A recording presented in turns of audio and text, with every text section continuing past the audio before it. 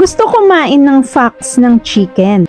Kaya nilagay niya ito sa microwave oven at sinundan ang instruction. Pagkatapos noon ay naging sisiw ito. Nagsasasayaw yung chick sa loob ng oven. Pero sabi sa instruction ay kailangan magintay ng 8 months bago ito makain. Kaya minarkahan niya ang kanyang calendar.